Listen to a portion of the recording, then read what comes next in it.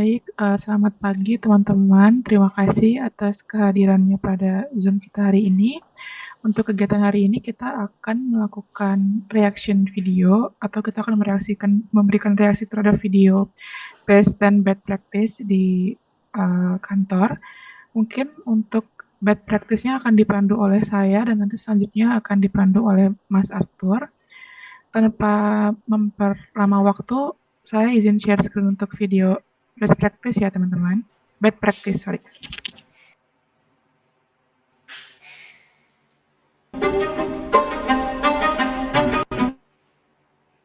Penyelidikan soal pagar laut tak bertuan di pesisir Tangerang, Banten memasuki babak baru.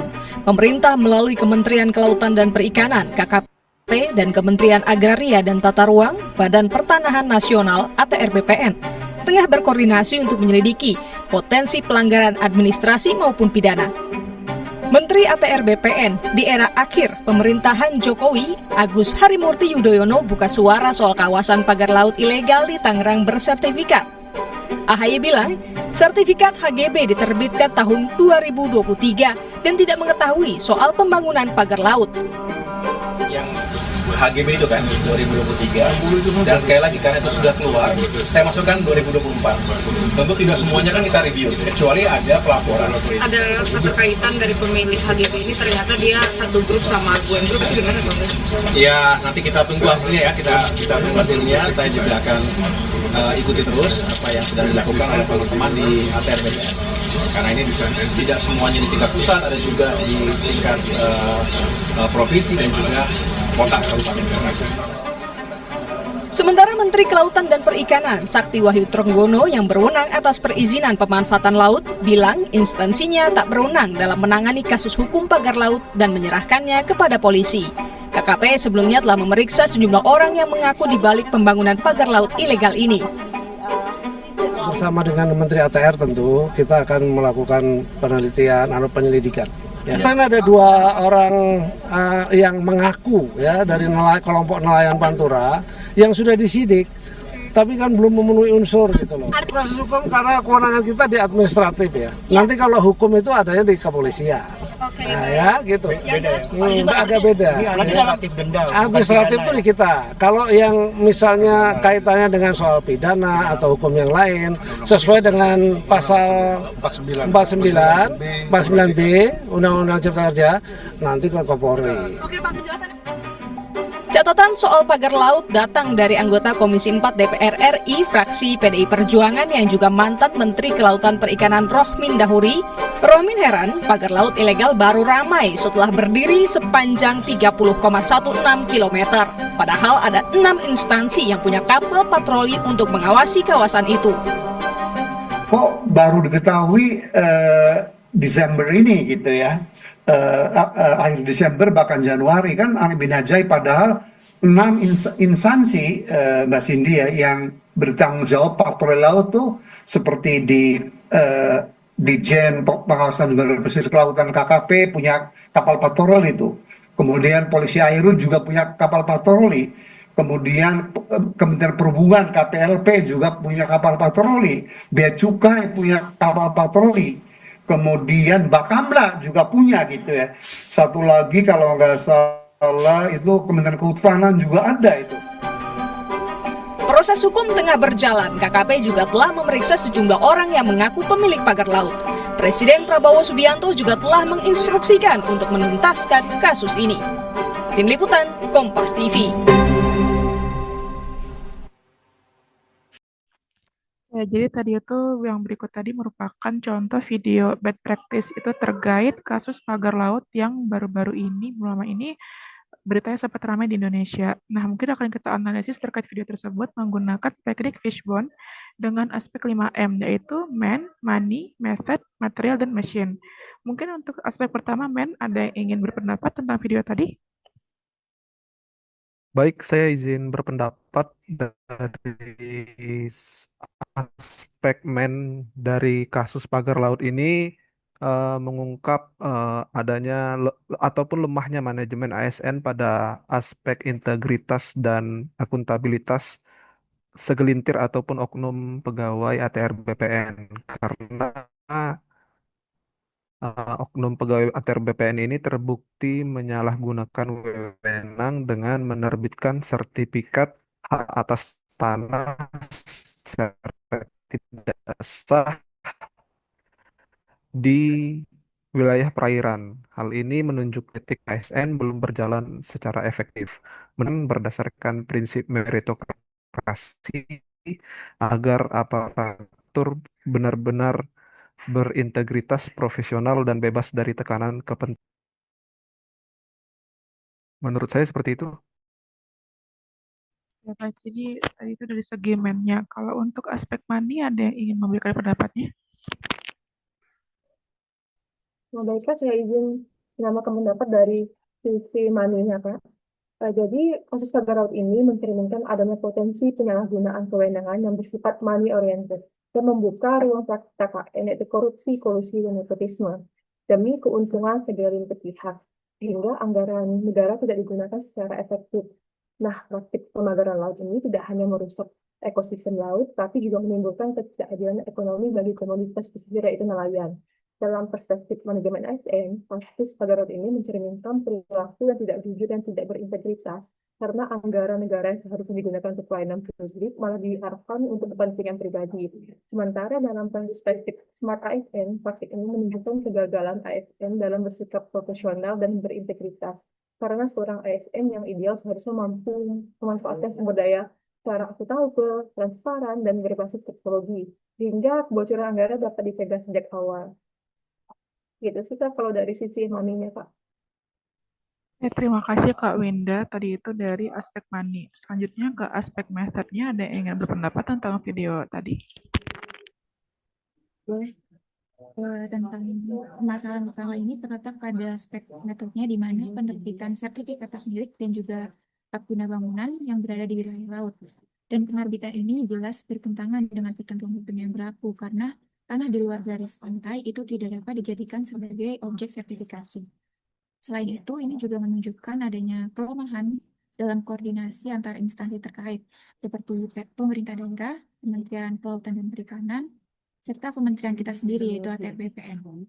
Kondisi ini menunjukkan adanya cacat prosedur sekaligus maladministrasi dalam tata kelola pertanian. Dan hal ini menunjukkan bahwa belum efektifnya penerapan manajemen ASN. Mungkin itu.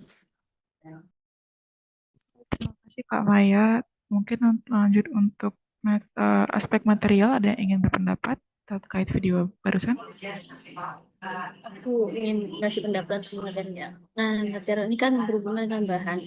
Di sini aku pakai data sih.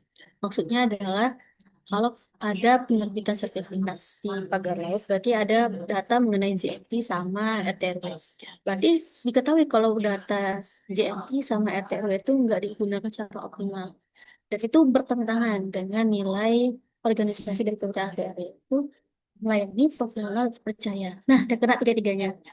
Mereka ini melayani siapa? Masyarakat kah? Atau hanya beberapa orang tertentu? Karena tadi kita sebutin ada 6 instansi. Nah, itu ada patroli-patrolinya. Itu tanyakan. Kayak gitu sih kalau dari aku. Terima kasih Kak Meisi. Untuk aspek terakhir, Mesin mungkin ada yang ingin memberikan pendapatnya? Ya, saya izin berpendapat untuk dari segi mesinnya, permasalahan ini muncul tuh gara-gara belum optimalnya pemanfaatan teknologi yang ada. Jadi dengan mestinya dengan adanya teknologi informasi geospasial, kita bisa dapat mendeteksi batas darat dan batas laut, sehingga apabila ada pengajuan permohonan untuk penerbitan sertifikat hak atas tanah, itu dapat dideteksi apakah berada di wilayah laut atau di wilayah darat. Sehingga apabila di wilayah laut dapat dibatalkan sejak awal. Seperti itu. Untuk Smart ASN, seharusnya dengan penerapan konsepnya, aparatur yang di Kementerian ATR BPN dapat mengintegrasikan database pertanahan dengan teknologi penginderaan jauh, sehingga dapat mendeteksi overlap antara bidang tanah dan laut sejak dini, sehingga dapat mencegah kesalahan prosedur dan mendukung tata kelola pertanahan yang lebih transparan dan akuntabel. Ya, mungkin cukup dari saya. Baik, terima kasih Mas Dava. Mungkin di sini saya izin merangkumkan pendapat dari teman-teman semua terkait analisis video pagar laut tadi dengan Fishbone 5M. Yang pertama, di sini adanya penyalahgunaan wewenang dalam penerbitan sertifikat yang mencerminkan lemahnya integritas dan akuntabilitas ASN. Kemudian dari segi money-nya karena adanya indikasi praktik KKN, karena kasus ini lebih berorientasi keuntungan finansial kelompok tertentu, bukan masyarakat luas. Lalu dari segi method di sini adanya cacat prosedur dalam penerbitan SHM dan HGB di wilayah laut yang bertentangan dengan aturan hukum yang berlaku. Kemudian dari segi material, ini karena data ZNT dan RT/RW tidak digunakan secara optimal, maka di sini timbul pertanyaan, apakah RT/RW ini melayani masyarakat atau melayani orang tertentu. Lalu dari segi mesinnya di sini karena sistem informasi geospasial belum dimanfaatkan optimal, seharusnya dapat dicegah tadi itu penerbitan yang ilegal tadi dapat dihentikan sejak awal. Nah, mungkin seperti itu analisis terkait video bad practice. Untuk best practice selanjutnya akan dimoderatori oleh Mas Arthur. Silakan Mas Arthur. Baik, terima kasih Kak Silvi atas kesempatannya. Eh, pada kesempatan kali ini kita akan membahas mengenai best practice di Kementerian ATR BPN. Salah satunya yaitu inovasinya yaitu sertifikat elektronik. Saya izin share screen.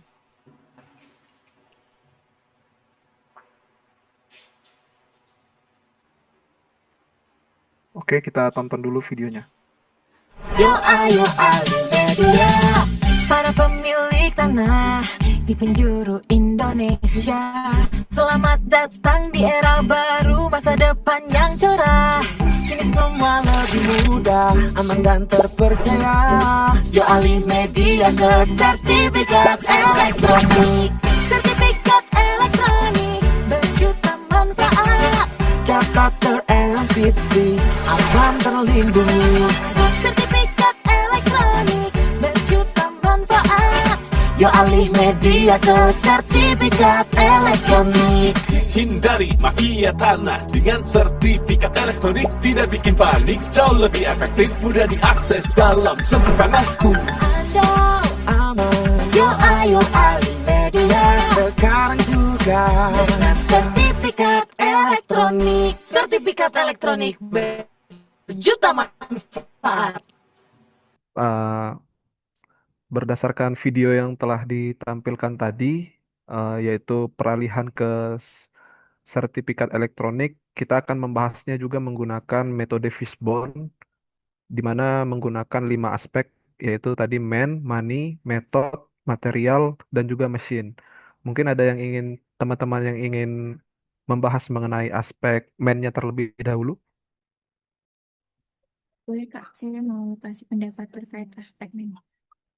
Jadi dalam penerapan alih media sertifikat elektronik ini, jika dianalisis dari aspek man atau sumber daya manusianya, maka diketahui bahwa terdapat antusiasme dari para pegawai di Kementerian ATR BPN dalam menghadapi tantangan di era digital. Dan ASN yang adaptif ini merupakan faktor utama dalam keberhasilan alih media sertifikat elektronik. Dengan adanya peningkatan kompetensi melalui pelatihan teknologi informasi serta perubahan cara berpikir dan cara kerja dari sistem manual ke digital menjadi bagian dari praktik terbaik menuju pelayanan pertanian berbasis data dan transparansi. Keberhasilan ini akan sejalan dengan prinsip Smart ASN, sehingga ASN tidak hanya dituntut untuk menguasai teknologi saja, tetapi juga meningkatkan profesionalisme dan inovatif dalam memberikan pelayanan agar lebih efektif dan akuntabel. Baik, terima kasih Kak Maya. Untuk aspek money-nya mungkin ada yang ingin menambahkan? Nah, ini aspek paling ditunggu-tunggu, money. Oke, kalau untuk money itu berarti ada masalah anggarannya. Artinya kalau misalnya sertifikat kita awalnya itu pakai kertas, ya pakai paper, sekarang udah paperless kayak elektronik. Jadi itu ada namanya optimalisasi. Oh, berarti di manusianya itu ada pemanfaatan teknologi, berarti ada adaptornya. Tapi kalau aku pengen ngambil analisis di stakeholdernya, itu berdampak banget ke masyarakat. Karena kenapa? Masyarakat bisa ngecek secara real time, sertifikatnya ada nggak, benar nggak di sertifikat aku dengan luas sekian, di tempat sekian, di kabupaten sekian, kayak gitu. Itu sih. Baik, terima kasih Kak Meisi atas pendapatnya. Kemudian kita lanjutkan ke aspek metode. Ada yang ingin berpendapat? Tambahin. untuk praktek metode. Jadi penerapan ahli media sertifikat elektronik ini bisa berjalan optimal tentu karena didukung oleh SOP dari Kementerian ATR BPN-nya yang efisien dan terstandar untuk menghadirkan layanan baru berupa sertifikat elektronik serta diiringi dengan sosialisasi berkelanjutan kepada masyarakatnya melalui berbagai media. Salah satunya video yang barusan kita tonton, video edukasi yang menegaskan bahwa sertifikat elektronik itu aman, andal, terpercaya, dan mudah diakses melalui aplikasi sentuh tanganku. Hal ini agar masyarakat tidak ragu untuk alih media dari sertifikat fisik ke sertifikat elektronik. Nah, video edukasi tersebut merupakan bagian penting juga dari metode transformasi budaya versi ASN dan pelayanan publik yang inklusif, sehingga ASN tidak hanya menyajikan sistem digital, tetapi juga membangun pemahaman dan kepercayaan masyarakat melalui sosialisasi sertifikat elektronik tersebut. Jadi, metode alih media sertifikat elektronik ini mencerminkan best practice dalam manajemen ASN dan implementasi Smart ASN melalui pola kerja yang sistematis, komunikasi publik yang edukatif, dan pendekatan gradual yang adaptif serta akuntabel. Sekian dari saya.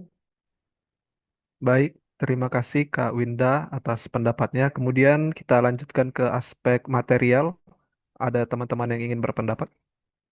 Berpendapat untuk dari aspek materialnya, jadi idealnya itu kan kita harus dapat memberikan output yang baik dan aman serta bermanfaat dalam jangka panjang kepada masyarakat. Nah, menurut saya sertifikat elektronik di sini merupakan contoh yang baik karena merupakan inovasi dari yang sebelumnya. Mungkin sertifikat fisik ini berpotensi mengalami kerusakan dan hilang. Ini sekarang jadi lebih tahan lama, lebih tidak mudah rusak, tidak mudah hilang, dan juga memiliki tingkat keamanan yang lebih tinggi. Nah, hal ini sejalan dengan konsep Smart ASN yang menuntut ASN untuk melek teknologi dan juga mampu memberikan inovasi dan mampu beradaptasi terhadap perkembangan teknologi dan juga globalisasi. Mungkin segitu dari aspek material. Baik, terima kasih Kak Silvi atas pendapatnya. Kemudian kita lanjutkan ke aspek terakhir yaitu mesin. Ada teman-teman yang ingin berpendapat? Izin berpendapat untuk aspek mesin. Nah, pemanfaatan teknologi ini adalah menjadi kunci dari keberhasilan sertifikat elektronik, di mana dengan sistem server yang aman dan aplikasi pertanahan berbasis digital ini memungkinkan terjadinya ada integrasi data dan juga pengelolaan data yang menjadi lebih sistematis. Hal ini juga mencerminkan bagaimana ASN itu menerapkan konsep Smart ASN, di mana melek teknologi dan mengikuti perubahan teknologi yang ada. Itu yang bisa dapat saya sampaikan. Baik, terima kasih Mas Dava atas pendapatnya.